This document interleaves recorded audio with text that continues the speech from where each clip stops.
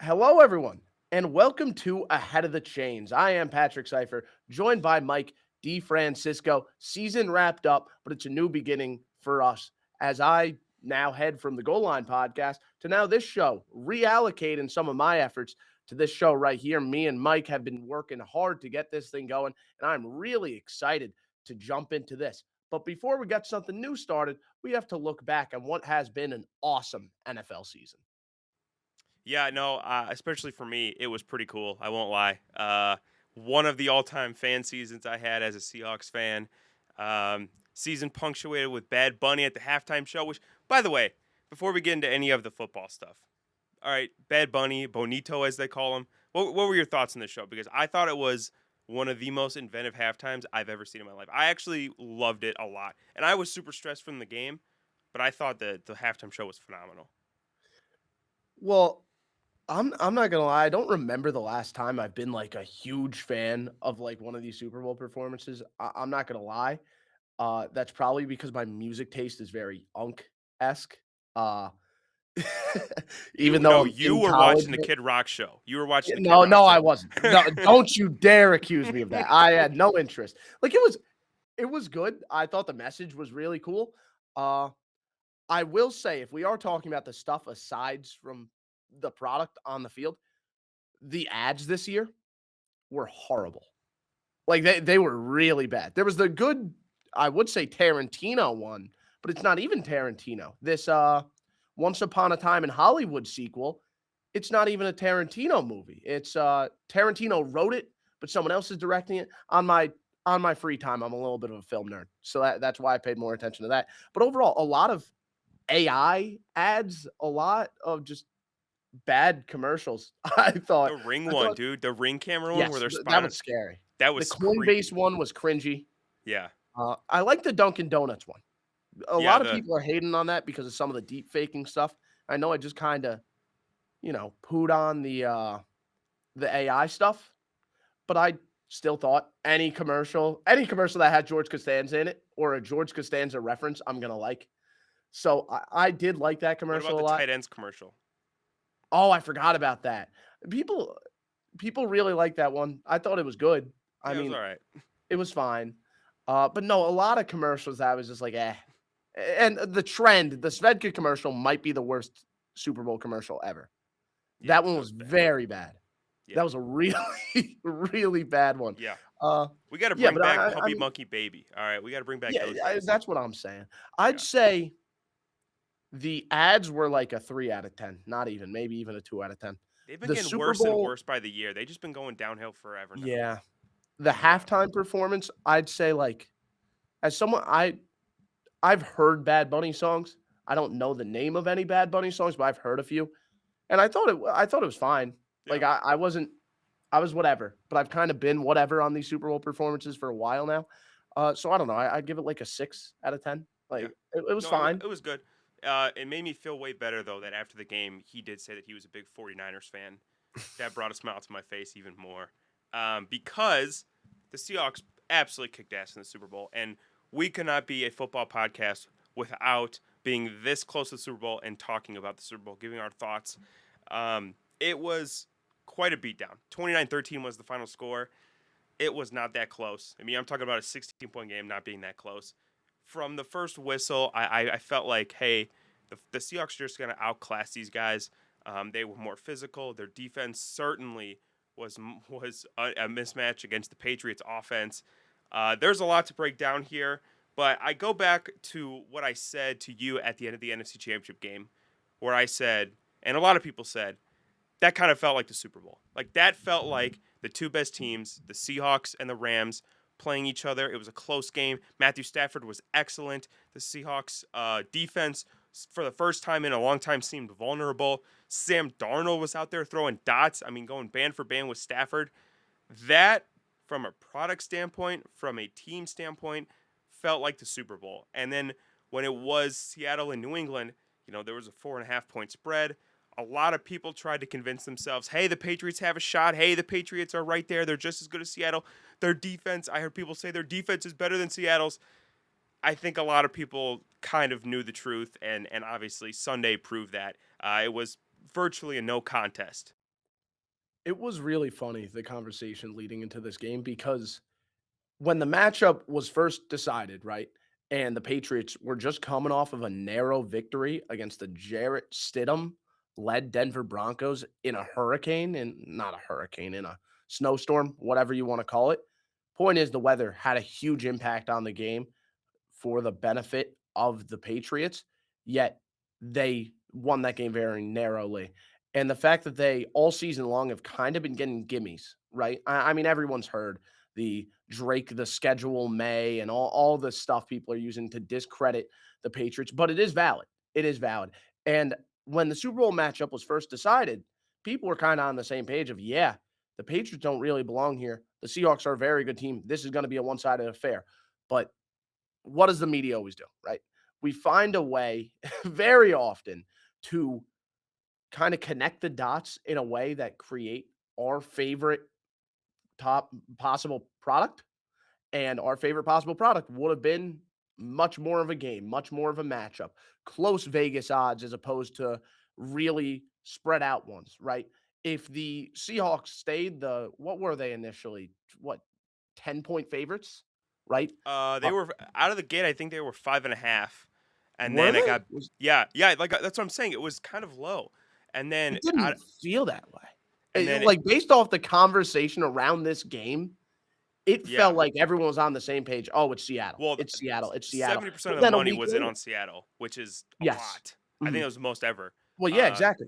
But then we saw over time, around when Radio Row opened up, all of a sudden people were saying, sneakily, the Patriots have a really good play action defense. The Seahawks aren't very good on third and long. The Patriots have the ability to generate explosives, all this stuff. And suddenly this feels like it's going to be a game again. And I have always been saying that, let's be honest, the Patriots didn't belong here. I thought they were a good team, but they don't belong in the Super Bowl. And that was only proven right when the ball was kicked off and the Seahawks just marched instantly, right? I think some credit needs to be given to the Patriots defense, because I do think they held up well early. Uh, but still, Seahawks were constantly able to get into field goal range, and the Seahawks constantly took advantage when they got in field goal range. Shout out Jason Myers, Marist University legend. NFL Uh, all-time leading scorer now for a single season. yes, Shout out exactly. my boy. Most field goals made in the Super Bowl. Should have been Super Bowl MVP. No, I don't know if I'll go that far. But as a Dude, I Marist think Red the other Fox, special teamer should have been MVP. Michael Dixon, yeah, 3 punts inside the 6. As a Marist Red Fox, I do have to rep though. So You do. actually, Jason Myers being snubbed for Super Bowl MVP might be the biggest snub in Super Bowl history, or even NFL history, because again, I have to rep. So, in all seriousness, Seahawks just BTA the entire game. Entire game. Am I wrong in saying that? No, you're not. And I also wanted to ask you if you had seen your boy Jason Myers on the plane ride home from the Super Bowl. He had the AirPod case and the Zins. He's living life, man. 5 field goals in the Super Bowl. Papa Zin on the plane. He's a champ. Do whatever you want. But no, I mean, I know I said I was like stressed out. Obviously, it's my team playing in the Super Bowl. But it was a really weird experience because at no point were the Patriots ever really threatening. I mean, you could say, hey, they scored, Drake May had 230 yards of passing in the fourth quarter. Siri, what's the definition of garbage time? Like that my Siri actually went off. Oops. Um, but people are like, well, he got a lot of yards and a couple touchdowns. Like that didn't matter. The game was over. The game was over. I mean, when Barner scored that touchdown, that was the official ending of that game. But the game was over when the opening kickoff left the foot of Borgalis. Like that's just the reality. The Patriots were never going to win this game. It Well, wasn't a drop pass. It wasn't a pick. It wasn't a fumble. It was belt to ass from play one to play whatever it was. And you have people in the media like Dave Portnoy complaining. Well, the game was played in the West Coast, and that's why they had an advantage. It's predetermined, dipshit. Like I don't understand. So yeah, it's very funny. It's very yeah. funny. Kind of the coping that we're seeing. But I think the mistake that we're seeing across the board is, instead of, oh yeah, this team was great. This team was great. And this is just how modern media has been. but instead it's a conversation of, oh, this team was very bad. And I feel like everyone acknowledges that the Seahawks are a very good team, but it doesn't feel like there's enough. The Seahawks won the Super Bowl. It feels like it's way more of the Patriots lost the Super Bowl. And I think again, it's that's how it always seems to work, but that's been I especially think prevalent. if you ask the media darlings, it's the Rams lost the Super Bowl. Like everybody, I think, accepts the fact that the Seahawks are better than the Patriots, especially where the Patriots are at right now, year one of the Vrabel experience. Like people think that they're ahead of schedule, right? If you ask like all of these people in the media, like they're so crying about Matthew Stafford, it's like, well, I still think the Rams are the best team. It's like, dude, they lost to Seattle. They're a missed field goal away from losing to Seattle 3 times. 3 times. Yeah. So But for at the same time, let's at the let's same be time, what? honest. This game, all those games were especially close. No, Like they were absolutely. And I think again, the Rams, I feel very good about saying the Rams are the second best team in the league, yeah, but the Seahawks are the best because they got those 3 plays that decided those games. 2 of them went in their favor. yeah. And the most important one of those games, the plays went in Seattle's favor more A- often. And And I think people are that like, game oh, well, especially. they dropped a punt. It's like, well, yeah, Reek Willen also like leapt down the sideline like a Mhm. dipshit, taunting, and then got cooked the next play. So there's 2 anomalies that happened to both teams. I don't want to hear the fact that the Seahawks are didn't deserve to win or the Rams got unlucky or whatever. It happens, right?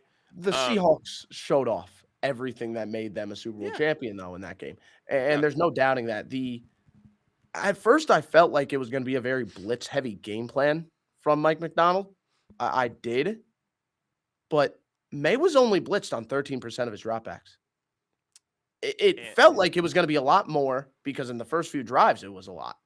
But yeah. then we saw him show a lot of pressure and not actually send it, and that's partially because of how much he was able to win with just his front four, and he did. Drake May was pressured on over half of his dropbacks. In fact, he got pressured on the highest rate in a playoff game since 2023. It was game-wrecking pressure throughout. The disguises gave May issues. He double clutched the ball a lot and took far too long to get the ball out, and I think the biggest thing that that defense did well was how they limited yards after the catch. And they did that all year long, but they especially showed up. It was that and the pass rush. Those were the 2 things that won them the game on the defensive side. Yeah, and I think the other thing is in the Patriots kind of film study, I don't know that they expected Devin Witherspoon to be flying off the edge like he was. This is a guy who I think they said had 13 pass rush snaps all year.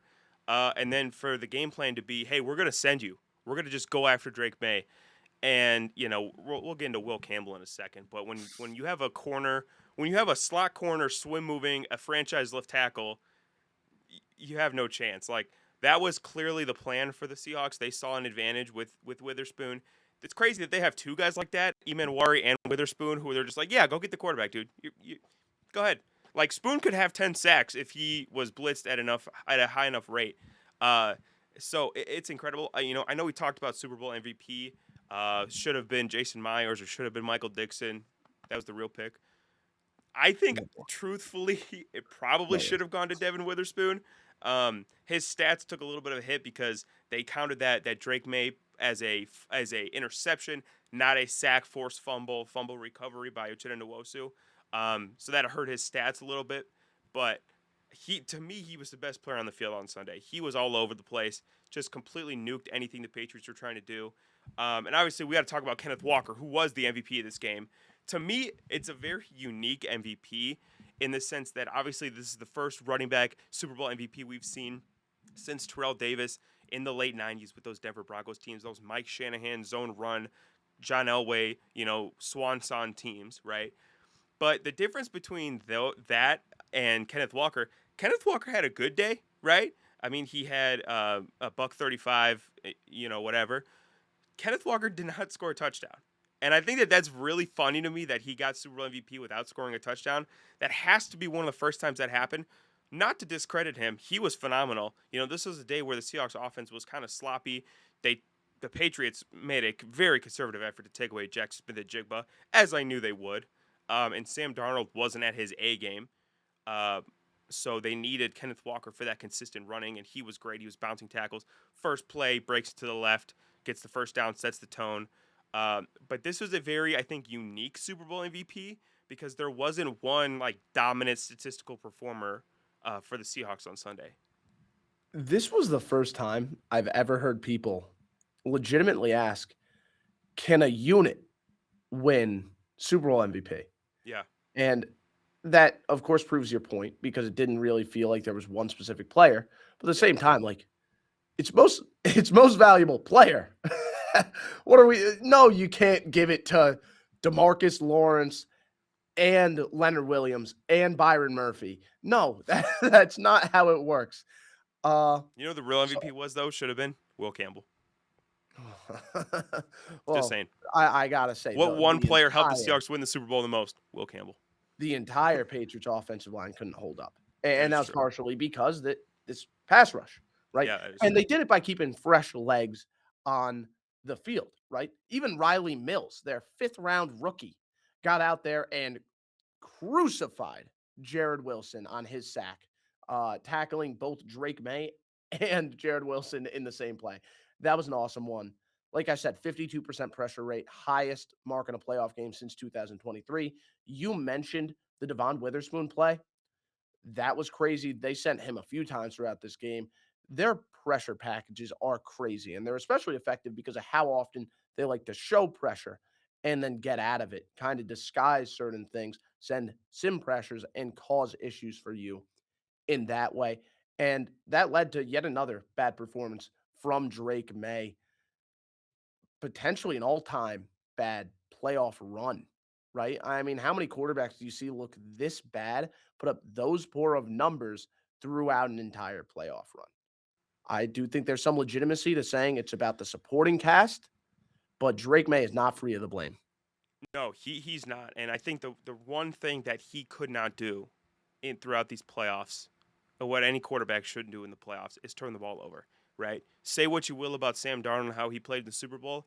I will admit, not his best game ever. Did not turn the ball over. In fact, for the guy who saw ghosts and for the guy who is a pumpkin, didn't have a single turnover the entire postseason. That's besides the point. Whatever. Drake May's turnover woes, we saw in the Chargers game. We're like, man, he's got to hold on to the football. But the Chargers defense is good. And then it was the Texans, like, man, he's got to hold on to the football. But the Texans DNs are great. And then against the Broncos, it was like, dude, you really got to hold on to the football. And he just was not able to correct that, right? 3 turnovers in the Super Bowl. Listen, I understand that the game was kind of on his shoulders and he tried to make a play and whatever. But some of the turnovers he made, I mean, that the interception to Julian Love was like, what are you thinking, dude? What are you doing? Like, Julian Love was mic'd up and he was talking. He was like, this is a rookie quarterback. This guy's not Stafford. He is going to look for his guy, wait a beat to make sure he's open, and then throw it. Whereas Stafford just sees it, flings it, right? That's the difference between a veteran quarterback and a young quarterback like Drake May. The reality is that he was so loose with the football.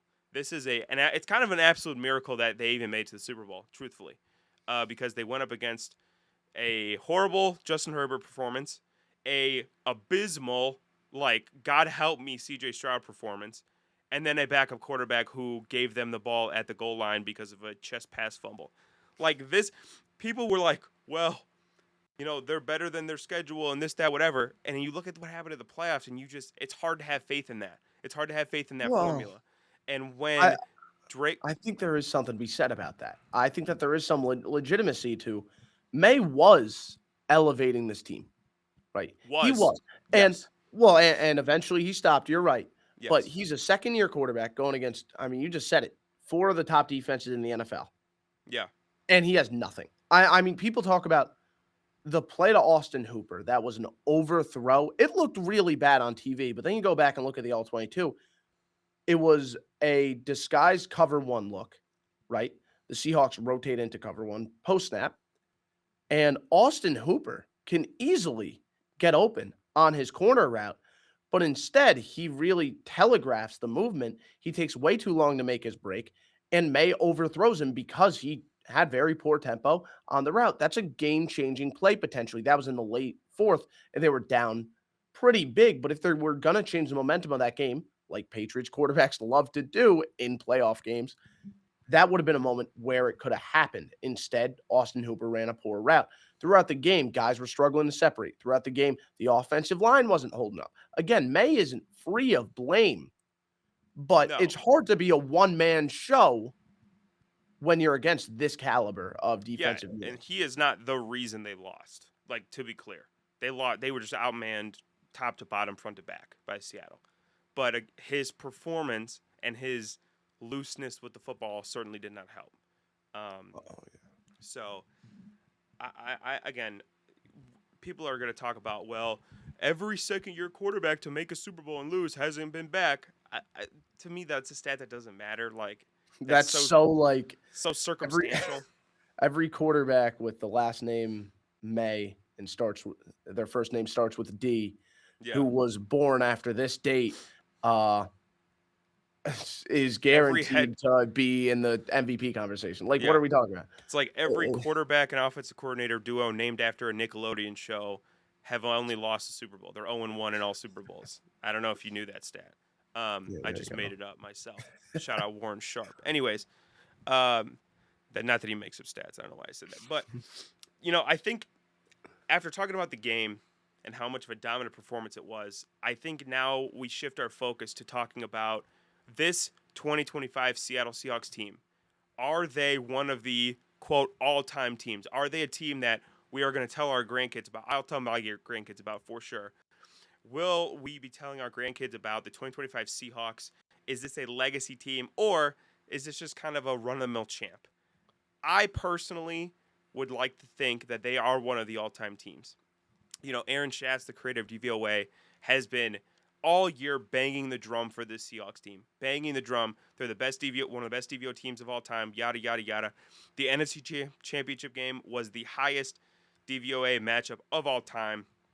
And the eye test matches those DVOA numbers. This Seahawks team was absolutely dominant from start to finish, right? They lost in week 1 to the 49ers.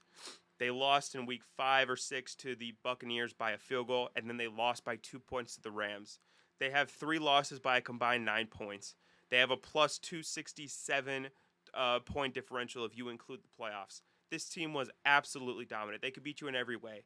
They could beat you in a shootout like Sam Darnold did in the NFC Championship game.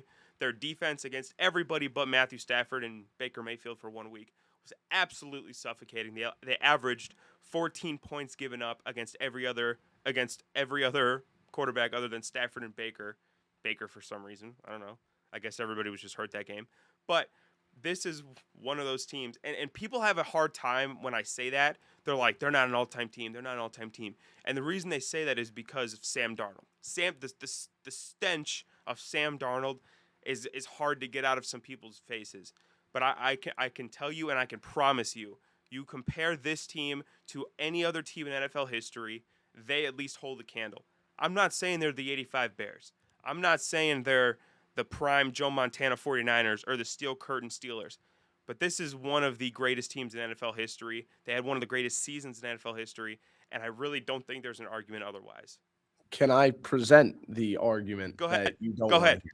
because Right? I'm fired. Go ahead. Yeah. Well, the first question I want to ask is what will you remember this team for in 20 years? Every Super Bowl champion has something that you'll remember them for. And there's two things that I would list, right? Currently, two things that I would list. And that's the big thing. Currently, history isn't just, you don't know history's history right after history happens. You know, for the most part, that's just not how it works. Things develop to become history. And we'll get to exactly that point. But there's two things I would say are currently history. One, entire Super Bowl winning run without a turnover. With that type of defense that they had, there is no doubting that they are the textbook definition of complementary football in the modern NFL. And then the second thing, this was the first time a head coach who called plays on the defensive side of the ball won a Super Bowl. So there you go. That's a little bit of history. And that's what I'll say I'll remember this team for. But are they history? Are they historic? Well, again, this is where I go to my point of we don't know its history yet, but as of right now, the answer is no. And I think that because look at the last 20 years, right? I went through every team. I could think of a reason that every team that won a Super Bowl in the last 20 years is part of someone's legacy is a historic Super Bowl. Right now, who who had their legacy boosted by this team? Sam Darnold, but is Sam Darnold this all-time great? Not yet, at least. The issue with the Seahawks team is that they're young, and by extension, the story is very young. But currently, there's so many things about this that, yeah, JSM he had a heck of a year. There's no doubting that. And like I said, Sam Darnold is a heck of a story, and the defense was very, very good. But the defense also wasn't the best in football this year. I'm sorry to break it to you. That was Houston. So can we say it's a historic defense if they weren't even the best defense in the league in their independent year? Yeah, no, they're not. That's the reality. They're not because the Texans were a better defense and they played in the same year as them. So there's not much about this team that is currently historically relevant. There's not much about this team that I look at and I say, oh, yeah, that's why people are going to look at this team in 20 years and say that you cannot tell the story of the NFL without talking about this specific team. That's not the reality here currently. So I disagree that Houston was a better defense. But even if you want to say 1A, 1B, I think one thing to your point that will help the Seahawks team going forward in 20 years, like you said, if JSN and Spoon and maybe Imanwari are Hall of Famers, Yeah. and we say, man, Right. that was Sam Darnold's best year. He went on to have, multiple good years with Seattle. That was his best year. That was JSN, a Hall of Famer's breakout. He won Offensive Player of the Year. That was Spoon's, rise to superstardom, right? And then we look at Mike McDonald as his all-time coach, maybe as well. If those things happen where you're like, man, they had multiple Hall of Famers, they had a Hall of Fame coach. Excuse me. They had a really good quarterback. That is something that, like you said, we look back on because we look back on those 49ers teams. We're like, damn, they had Charles Haley. They had Jerry Rice, Ronnie Lott, Roger Craig. Shout out the new Hall of Famer, Joe Montana, right? We're counting Hall of Famers and we're counting the Hall of Fame coach. Can't Hall of Fame count for third-year players and a first-year player in Imanwari, right? And I'm not even saying I guarantee those guys are going to be in the Hall of Fame. But like history over time will illuminate whether or not those guys are all-time players in our league. And again, it kind of goes back to my point. Like in the last 20 years, and I think you would agree, if you look back at the past 20 Super Bowl champions, there is a place in history for each of those teams. For each of those teams that hoisted Lombardi in the last 20 years. Yeah. You can't say that about this specific Seahawks teams. And again, that's partially because the story is so young right now, right? But if this is just a flash in a pan, is this a relevant one? No, I don't know. it's really not. This Besides the fact that they hoisted a Lombardi, which of course is huge, but a lot of teams have done that now, yeah. right? I think in the last 20 years, this is the least meaningful currently. And that's because they're young. Like, I'm not going to discredit them, and I'm not trying to discredit them, but I'm just saying the that's the other thing we reality. could look at in 20 years is when we look back at the mid 2020s, we say, damn, why did the Chiefs not win the Super Bowl that year? Oh, the Seahawks won the Super Bowl. They interrupted them, right? And I know No, other but teams that's have not won. why it happened. It was I because know, but I'm a saying lot of people other in 20 reasons. years will like look at this being the Mahomes era, and oh, the Seahawks and Eagles got in there and got a couple Super Bowls, and then Mahomes took over the rest of the day. Like, who knows? That only further proves my point.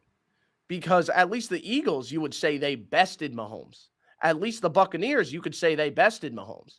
But the Seahawks, they didn't really have to do with the story. The big stories of the 2020s are Josh Allen and him constantly. He never made it to the Super Bowl though, so I mean, But okay, but it's Josh Allen. That's like no, saying Dan I get Marino what you're never saying. made it to the Super Bowl, so he's not relevant, right? Josh Allen, him repeatedly falling short of the Super Bowl, that's one of the biggest stories of the 2020s so far. Of course, the Chiefs dynasty is a big story of the 2020s. The veteran quarterbacks on the move going on to win Super Bowls, Stafford, Brady, those are, of course, Sam Darnold very now? relevant storylines. No, not enough of like a veteran historic guy. Not enough of a name. At least right now. Again, I keep stressing this. I think the biggest thing that discredits them from being historic is that they're so young. But that's also a very good thing because now if the Seahawks can continue to build on this and Mike McDonald wins 3 Super Bowls, then we'll look in this as kind of the same thing as the Chiefs beating the 49ers in 2019. The By same as when the Patriots beat the Rams in the Super Bowl with the Adam Vinatieri game winner, right? We're looking at it that way. And then all of a sudden, it's a very historically relevant Super Bowl. But as of right now, it's the least relevant out of the past 20, I, I would I say. I agree that history is not done being written on the 2025 Seahawks. Maybe this is the advent of the next Bill Belichick in Mike McDonald. Maybe, like I said, maybe JSN is this generation's Jerry Rice and Spoon is Who knows? What I will say is when you look at the dominance of this team from front to back, there's very few teams that can compete with their level of dominance, right? There are teams, like you said, who have had better stories in the Super Bowl. They've beaten Mahomes, they've beaten Brady, they beat, well, Joe Montana never lost the Super Bowl, but you get what I'm saying. This Seahawks team from front to back was so dominant. And you look at, I do think, and this is an argument I'll present to you as well. Had the Rams won the NFC Championship game, they would have won the Super Bowl. I think we all agree with that. We would look at this as just another feather in the cap of a Hall of Fame quarterback with a Hall of Fame head coach, with a Hall of Fame, general manager probably, and Stan Kroenke at that point, or I'm sorry, and Les Snead at that point. The Seahawks stopped that, right? So their Super Bowl, while anticlimactic, both I think in their opponent and in the game itself, should not be that should not overshadow their season and how dominant they were, right? Their point differential, their DVOA, their points allowed per game, they're a top 3 scoring offense, they were the top scoring defense. So this is a team statistically that is better than the 2013 Seahawks, who we all think of as this really really great team, who had the Legion of Boom, had Sherman, had Cam Chancellor, had Earl Thomas. But the reason that we remember them so fondly is because they took Hall of Famer Peyton Manning, having the best statistical season of his career, and whooped them, right? That's what gave them their exclamation point for history. The Seahawks just didn't get the chance to do that because the AFC contender was weak this year. So I'm not going to hold that against them necessarily. But again, like you said, I do think that history will be kinder to the 2025 Seahawks than we are being right now. I think that that's probably fair. Here's the reality. History stems off history, right? Yeah. The Seahawks didn't play against that team. That they didn't get that exclamation point. You are spot on in saying that. Yeah. That's not their But fault. say the quiet part out loud then. Do you think that they're better than the 2013 Seahawks? Yes. Okay. Well, there you go. So then to you, they I would think be that's bold. I'm sorry. I think it's bold, but well, there you go.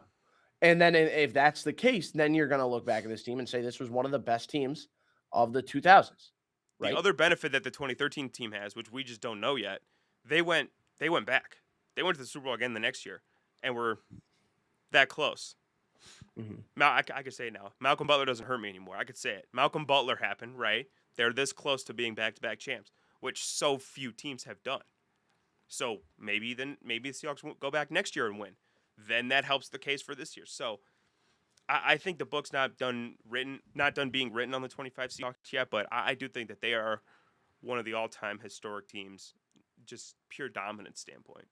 Yeah. And I think it's fair to say that defense will be remembered. Again, I think it sucks, but they played in the same year as I think, a historically great defense. And just because they didn't get the opportunity to hoist the Lombardi doesn't mean I'm not going to say it. I think the Texans are a historically great defense. They were this year. Yep. That's the reality. If their quarterback just threw one less interception, who knows how that game goes, right? That doesn't have to do with their defensive side of They're the very ball at all. similar to the 1986 Bears. The Yes. 1986 Bears Yep. actually had a better statistical season defensively than the 85 Bears, but they never won a playoff game because their quarterback was Doug Flutie, and like they just went nowhere. So like Yeah. they get lost to history, but that defense was really really good still. Mhm. And I think the season JSN had will be remembered Yeah, without a doubt. Eighth most receiving yards in the season, third most yards per route run since 2018, second highest target rate in the league. He just put up numbers, man. yeah, And he was the offense for a period of time. Eventually, they kind of came into their own. But at the start of the year, it was JSN, and that's it. The running game wasn't working too great. They just had to rely on JSN being that guy. And He was for a large portion of this year, but they didn't need to depend on him, and that showed how much they grew as a team in that Super Bowl. I think as of right now, I wouldn't say they're historic. I think you could tell the story of the NFL without them. But again, the future will tell. I think the most impressive thing about this team, though, in my mind, is what they did from an X's and O's perspective. And that might be a story that needs to be told involving Mike McDonald and this football team. What they did, both on the offensive and side of the and defensive side of the ball, reinvented how offensive and defensive coordinators play football, right? And a new meta was established on both sides of the ball throughout the season and throughout Mike McDonald's tenure as a defensive coordinator, even in Baltimore. We remember what he did with the two high shell revolution, all the disguise coverages. And now, as we head over to a different discussion about the keys from this season, the main things we're seeing teams start to do. I mean, I want to kick us off by talking about what Clint Kubiak did, Hmm. his approach, the heavy personnel wave, right? Even though they weren't necessarily a run heavy team, in fact, they weren't even that good on the ground. Let me just make that clear. They weren't a very good ground team during the regular season. Not for But most of by it. Nope. no, they weren't. But by going into heavy personnel, they forced teams to respect it, right? They forced teams to respect the run. They forced teams to line up in a base defense instead of the nickel that we see teams living in the modern NFL. And it led to mismatches. It led to tight ends just being better athletes than linebackers, and they got open. It led to teams kind of rotating out of their two high shell, and all of a sudden JSN's able to get open deep. It led to a lot of stuff. Now, quarters, right? That is another huge aspect of defense currently, right? The amount of teams that run quarters coverage all the time. Well, the thing about quarters is you have your two safeties responsible for run fit, right? So when they see play action, they have to come a little bit lower. All of a sudden, JSN on a post route, that's working very well.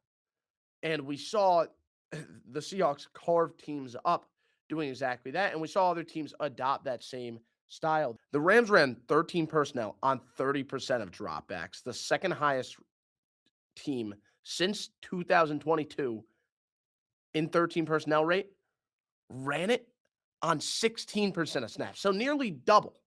The Seahawks ran 11 personnel at the fourth lowest rate. The 49ers ran 21 personnel at the highest rate, 30%. That was higher than the league average. I mean, by a long shot.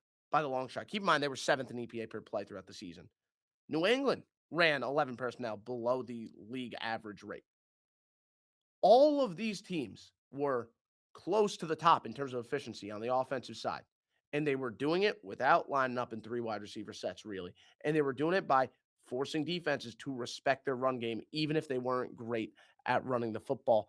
That's the new wave. Clint Kubiak is the Bill Walsh of that currently. And we'll see if that trend continues and how defenses react in order to kind of respond to it.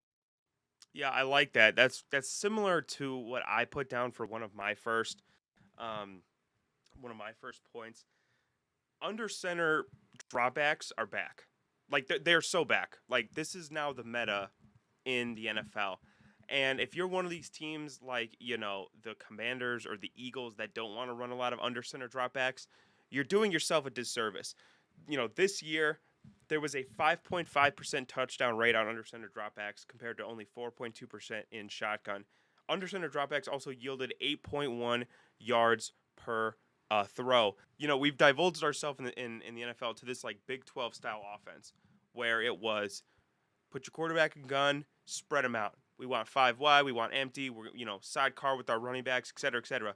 And you know, there's always been a tried and true method of being under center. Being under center gives your quarterback a better vantage point of the entire defense. There are so many more things he's able to do from under center. The play action game is much better under center, like you just talked about, especially when you're able to drop those safeties and everything like that. Under center play rate, was a huge indicator of success in 2025. And you mentioned with like the 13 personnel, with multiple tight ends on the field, that obviously those two things obviously go hand in hand. But I think that we are starting to really phase out of our everything's in the gun, everything has, all of our fast guys on the field, offense into more of a traditional, like you said, kind of almost Bill Walshian style offense where we have our big guys in the field, we're able to run, we're able to play action. Our quarterbacks are naked booting out. Like Sam Darnold, that was his thing all year. He was booting all over God's green earth. Under center has regained its place as a staple NFL offenses, and I'm here for it because I am so glad our quarterbacks are playing quarterback again. And I think both of us are kind of on the same page with our opening keys, right? Yeah. The new offenses, the best offenses right now, they are approaching the game by forcing defenses to play base, right? Whether that's by going under center or lining up in heavier formations or both, which is the reality with most of these teams. You are now saying to the opposing team, okay, we want to run the ball. And they're saying, okay, we're going to get more heavy bodies on the field. And that's exactly why big nickels are a necessity if you want to be a light box heavy team. Because a guy like Nicky Manwari, who we've been saying, huge addition for Seattle, Cooper DeJean on the Eagles, Jalen Petrie on the Texans, these guys that are able to come down, play in the nickel, and act like a linebacker defending the run while also being enough of an athlete to cover solid tight ends, well, that's the cheat code. If you do want to live in nickel, which a lot of teams do, you have to have one of these type of slot corners, right? You have to have one of these guys that could come down in the box, play the run, because teams are going to try and take advantage of it by going into these heavier personnel groupings. Those three defenses that I named, right? Seattle, Philly, Houston, all of them run a lot of nickel, and all of them were damn good this year. Damn good this year. And I think unless you're going to do that, you got to get out of nickel, right? That's why we saw the Cleveland Browns. Their defense was very good this year, but they weren't running a lot of nickel. They were running heavy boxes, and they were saying, okay, yeah, we just have athletic linebackers that can go stride for stride with your tight ends, or your tight ends will just carve us up, right? They're more willing to do that than let you run the ball effectively because they have too light of bodies that can't defend the run. And I think that's a better way to go about things, right? There's no such thing as just a normal nickel anymore. If your nickel is a guy like Kenny Moore, it just doesn't work. It doesn't work anymore, right? The Mike Hiltons of the world, it just doesn't work anymore. You have to have a guy that could legitimately play as a box defender while also being that coverage guy that you want when you're in a nickel package because the game has changed. And both of the adjustments that we're talking about, trying to show run to force you out of your nickel package, well, if you could defend the run just as well against heavier formations while still being a nickel because you're Cooper DeJean, Eamon Wari, or Jalen Petrie is just as good at fitting the run as your third linebacker or your fourth defensive lineman, you're fine. But those guys are rare. And that's why I'm questioning whether or not more teams should be going back to a base defense and playing that style. Or maybe we should just be valuing the Eamon Waris of the world a little bit more high. Well, if a guy tests as one of the most athletic players in the history of the combine, I'd say give him a shot. That's just me. Maybe that's a hot take. I want to talk about another defensive tendency that I noticed this year, and that is the death of man coverage. Man coverage is going down the tube, ladies and gentlemen. I know for all you Madden players out there, man coverage is the meta. I get it. But let me tell you why. Man coverage in 2025 had a 22% usage rate. In 2020, it was at 30%. It's an 8% dip in just 5 years. And you might be asking, why is there such a dip on man coverage? Why is everybody out on man coverage? I'll tell you why. In 2020, Todd Bowles cracked the Mahomes code. He said, I'm going to put 2 deep safeties back there. I am not going to let Patrick Mahomes and Tyreek Hill bomb me to death. If they're going to beat me, they're going to beat me in front of my 2 safeties. And what that did was that made the Chiefs pedestrian. That limited their deep passing attack more than anything else. And then the Buccaneers' defensive line was able to win up front, and it was wraps. We all remember how that Super Bowl went. Since then, there's been a too high kind of revolution in the NFL, where all of these defensive coordinators have said, hey, we're going to play 2 deep high. We are going to keep everything in front of us, and we're going to limit explosives. The name of the game is winning explosives. Limit the other teams and create your own, right? Everybody, all the good coaches are focusing on that. So when you play man coverage, it's a lot easier for your guys to get cooked over the top, right? Of the best defenses, a lot of them didn't play a lot of man coverage. Seattle played 50% man coverage rate this year. One of the higher rates of man coverage this year was the Cleveland Browns. Like you said, they were kind of an outlier this year. To be fair, they have Myles Garrett. I think I have a little bit more faith running man coverage if I have Myles Garrett rushing the quarterback. But too deep high and these zone coverages are designed to limit explosives. Man coverage is just inherently a lot riskier of a coverage. And defensive coordinators, what I've noticed this past year, they're a lot more risk averse. All right, they do not want to, give up these huge explosive plays. So for me, I see man coverage continuing to decline until teams legitimately are able to run against these two high safeties.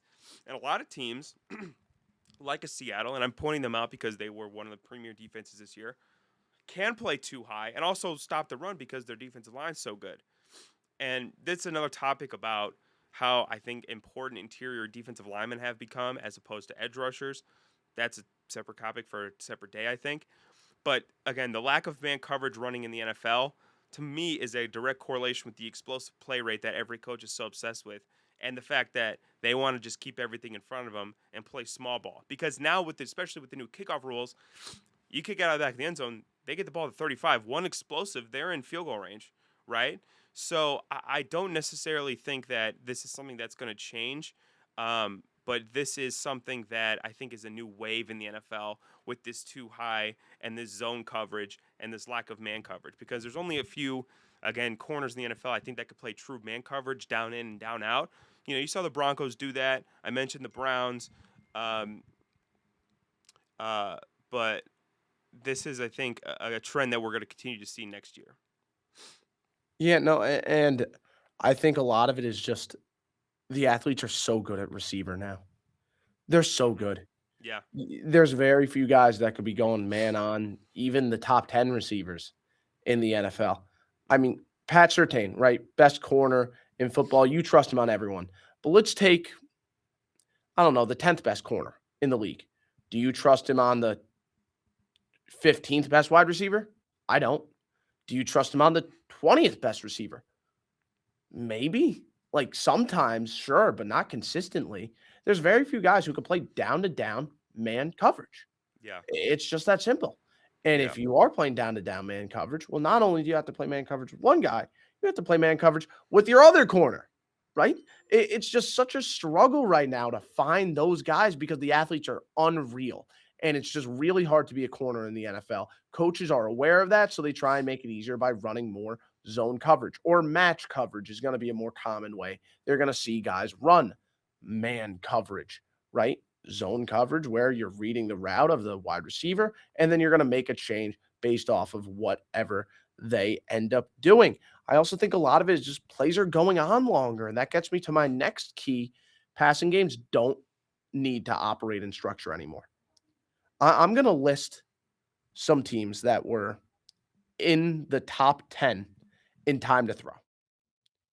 Patriots, Bears, Eagles, 49ers, Packers, Bills, Chargers. So seven teams, all in the top 10 in time to throw. You know what all those teams have in common?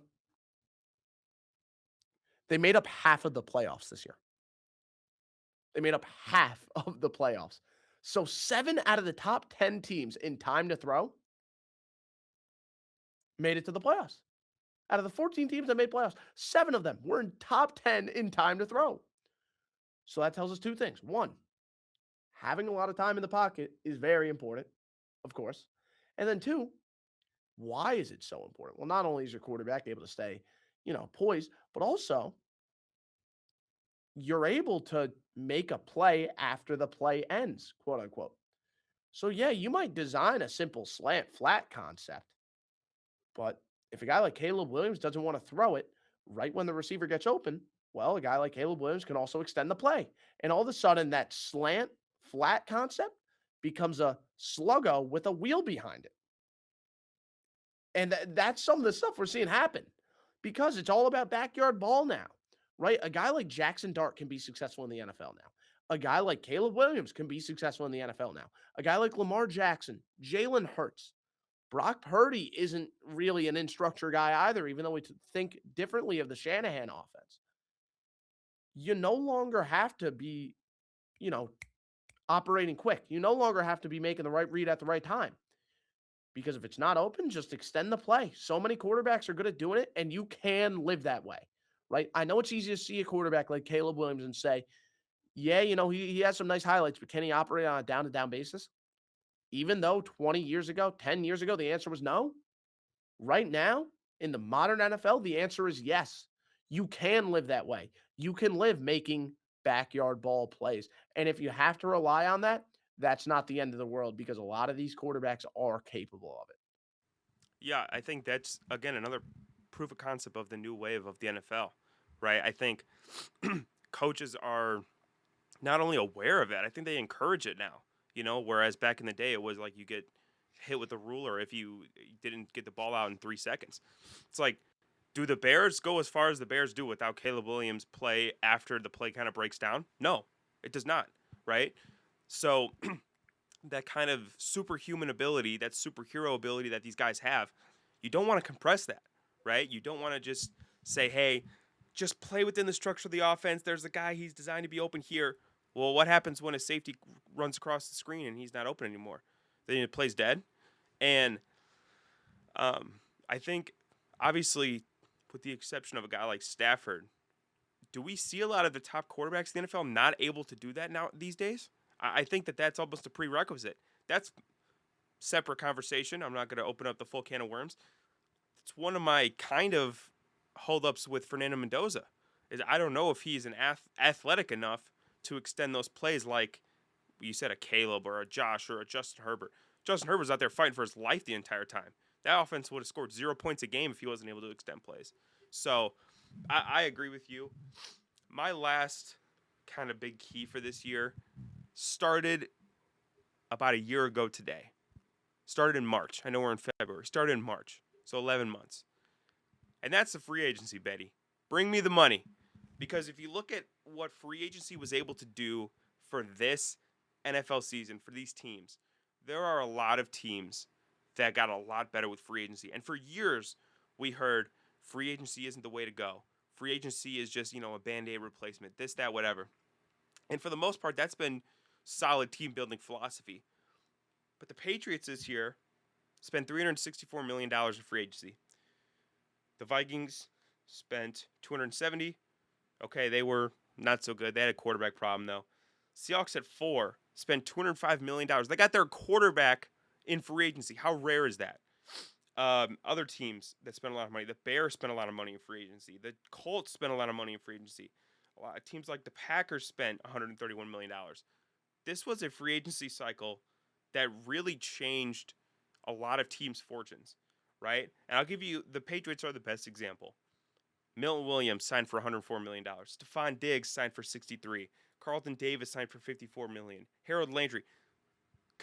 A lot of contributing players on a Super Bowl team came via free agency.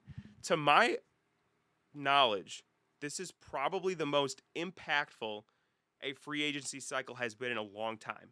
Because, again, a lot of times it's just guys getting empty contracts, guys getting arbitrage deals that end up blowing up in a couple years.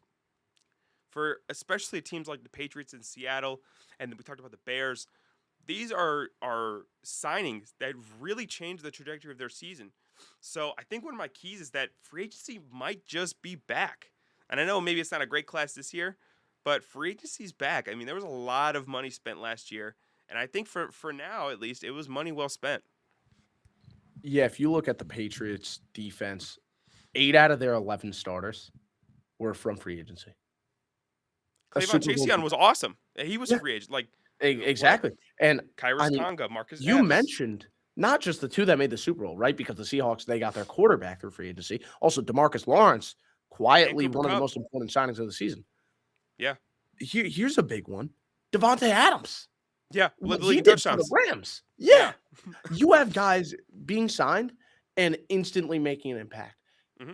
But for some reason, we're so big on, oh, yeah, guys have to start from day one as a rookie, but we're not as big on free agency. That Yeah. doesn't make sense. That Yeah. really doesn't make sense. And I get it that you have to overpay some guys.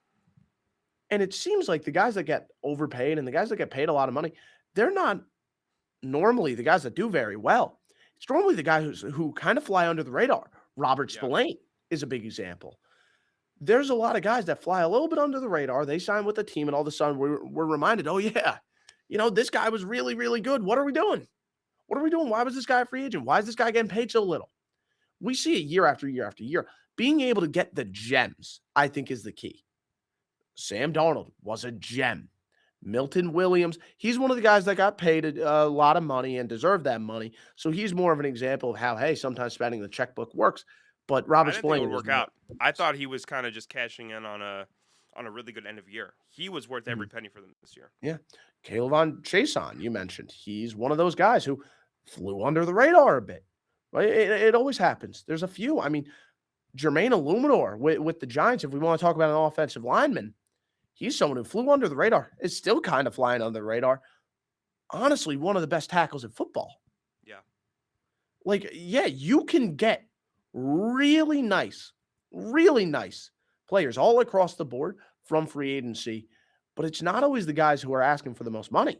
You kind of have to go overboard in terms of evaluation and find the guys, and it's more important that they fit your system. I think that was the big thing with the Patriots class, right?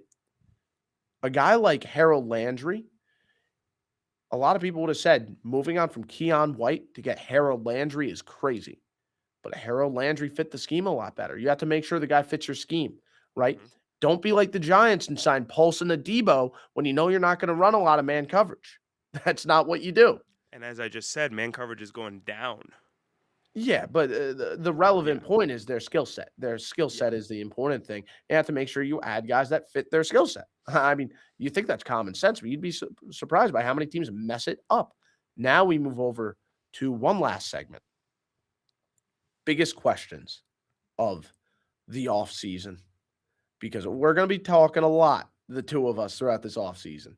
Yep. And I hope this audience is here to listen to uh, us both banter back and forth as we try and be right as often as we can, but there's definitely going to be some things we miss. What are your big questions throughout this offseason? Get us started with one.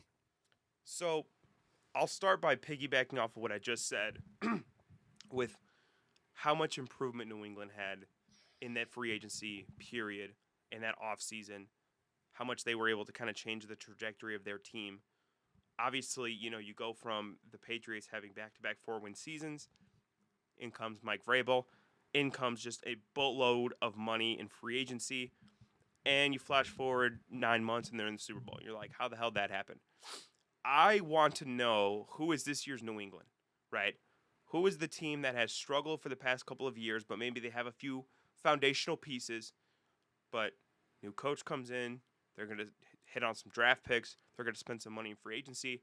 I want to know, and my question is, who is that team? Who is the 2026 version of the New England Patriots? And I have two early guesses.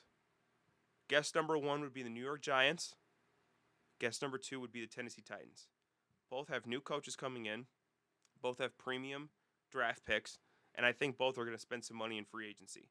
Now, as we saw with New England, you can spend a lot of money, and that's great. But it's more how you spend the money than how much you spend. I'm not expecting either one of those teams to drop $365 million like the Patriots did. But adding a couple quality players to each side, offensive linemen, would be, I think, really big for their chances in 2026. So, again, I'm looking for a team in that kind of range, in that success range that they've had the last couple of years, who is going to equip themselves with the offseason resources necessary to go out and make some moves, better the team, and completely change their fortune. I'm not saying either one's going to the Super Bowl, but I do think that those two teams probably fit the mold most accurately for a off-season level turnaround like the Patriots had. So I think the Giants, I'm interested because of Harbaugh, Yes. but they are 20th in cap space right now. They are not loaded in Good draft terms pick, of though. money. Yeah, okay, but when you say next New England, I think a lot more about the free agency part of it. That is true. Uh, but I guess you mean more of the worst to first aspect, which I get the Giants for that. The Titans, though, I do really like that pick because one, you have the second-year quarterback, Hmm. right? You have the quarterback that you expect to make that big jump. You have the first-year head coach, and I think most importantly, you have $100 million in cap space, Yeah, they the got most in money. the NFL. They have a lot of money. They do, and you know, it's similar to Mike Vrabel because it's a coach that was given up on by a dysfunctional organization, and now he's getting a second chance. Titans are definitely a team to look at. I am with you. Now, I'm not expecting the Titans to go ahead and win the AFC, Yeah. but they are very much a team to look at throughout this offseason because of all the money they have. Hmm. A lot of money to be spent. I'm with you. That's going to be a really fun storyline to watch.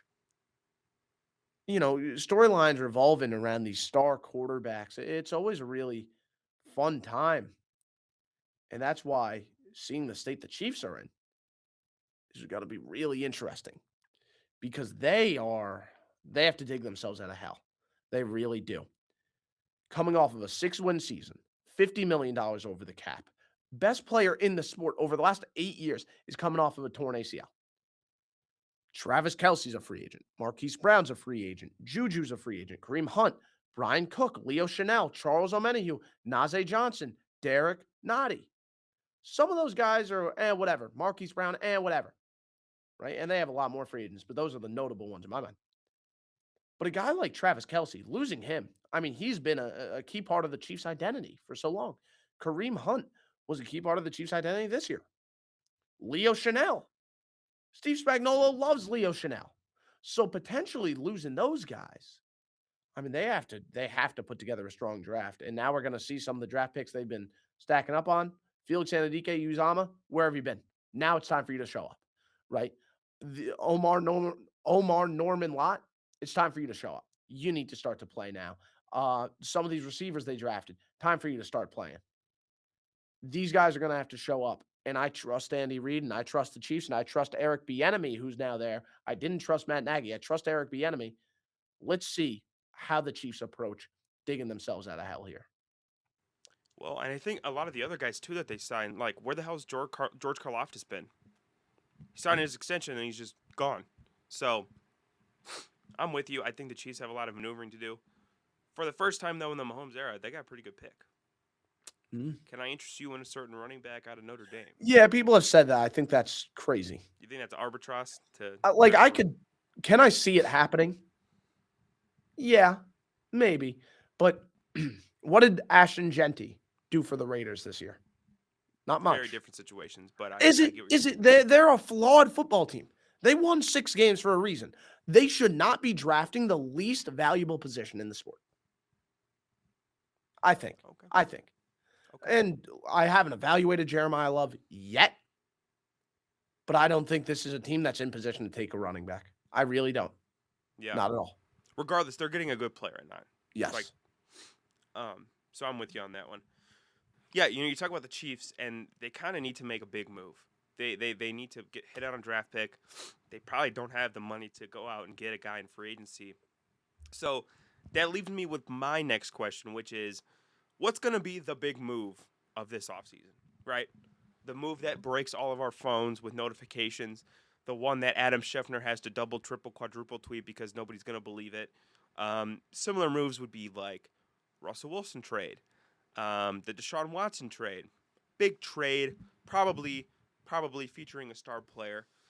My money goes to the Max Crosby thing. I do think that he gets moved. I think that it's going to be for 2 ones, a second, and a player. Like that would be my early guess.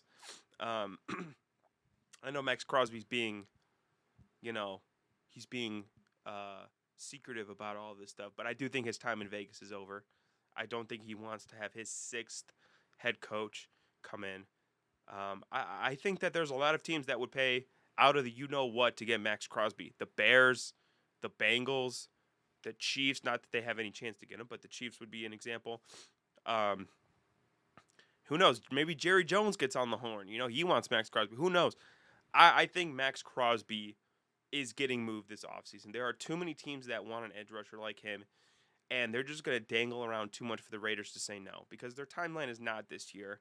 How many more years are they going to have left of being in the prime of of Max Crosby's career? I think he gets moved. I think the teams I'm currently looking at, I think the two most likely would be the Bears or the 49ers. The 49ers, unfortunately, to me, make a lot of sense. But I think Max Crosby is going to be the big move of this offseason. But who knows? Maybe Joe Burrow gets traded. I doubt it. Maybe it happens. I don't know. Maybe C.J. Stroud gets moved. Maybe the Texans and him have a contract dispute. He gets shipped off to the Jets or something. I want to know what the big move is this offseason because right now I think all signs point to it being Max Crosby. I think it's Burrow. If it Mm. were to be one, I think it can be Burrow, is what I'll say. I think it can be Burrow, or if we're continuing on this Chiefs trend, Chris Jones, maybe? Would that be the biggest move, though? Yes. I mean, He's still crazy good, Yeah. without a doubt. Yeah, I get it. I think, I get it. again, like I think Burrow, the only thing that really makes me a little bit hesitant on Burrow is the Bengals are very complacent and they know Burrow sells tickets. Yeah. So can they move him? Maybe not. I could definitely see Crosby. I think Chris Jones is very likely though. I really do. They need to offload that contract. They would get a lot for him. They need to get draft picks. I could absolutely see it. And we also heard reports that the Cowboys are willing to trade star players, which might be Jerry Jones doing the Jerry Jones thing where he just media engagement baits. But if it isn't, we could maybe see CeeDee Lamb, maybe. I don't know. I don't know what star player he'd be talking about. Maybe George Pickens. Maybe he just doesn't want to A pay him. sign and trade for the franchise tag. Yeah, maybe it could be one of those situations. I don't really know. I don't. But I think Chris Jones would be the one that I look at. There definitely will be one. There's always one. Micah Parsons last year. There's always one. Yeah. Now, we talked about, potentially quarterbacks being on the move, Joe Burrow being on the move. And that's the big story for me this offseason, one that I'm really looking at. A lot of teams need a quarterback. The Raiders, the Jets, all these different teams need a quarterback. But there isn't enough supply. Mendoza and Malik Willis. Those are the two that I look at and I say, those are good options. I like them. But after that, what is there? You trade for Tua, you bring in Kirk Cousins, you bring in Geno Smith, maybe, you bring in Kyler Murray. Yuck. That's bad. Even as a bridge guy, that's bad. You don't want to deal with that. So, yeah, it's a really weak off season, if you're looking for a quarterback, especially with Dante Moore dropping out of the draft. Just generally not a lot of good quarterbacks available in this draft. It's a scary one. It's a scary season to need a quarterback. There's no doubting that. And I think a guy like Tua might get a second chance just because of how bad the quarterback market is. I think we're going to see a lot of the failed starters get second opportunities. Tua, Kyler, Geno. But are they good options? Are they like good you said, options? The supply and demand don't there's way more demand than there is supply. Yeah, sure, but they're not good options. No, I'm not saying they are. I'm just saying We might they're just the see like options. two of them swap spots. We might just see Tua become a Cardinal, Kyler become a Dolphin. Kyler would look good in those Dolphins uniforms. I can't lie. I could see him rocking that. I could see Tua in a Cardinals uniform. Yeah, and getting absolutely eaten up by Mike McDonald. Well, I see both of them sucking. I'll be honest. I think all three of them are done. Yeah. Maybe Kyler, maybe, possibly, potentially, but he's too dependent on his athleticism, I think, and that. Well, we just talked about how that works now, man. No, I'm saying his athleticism is zapped away, and I don't think he's athletic enough to depend on his athleticism. Is what I'm trying to say. Mm-hmm.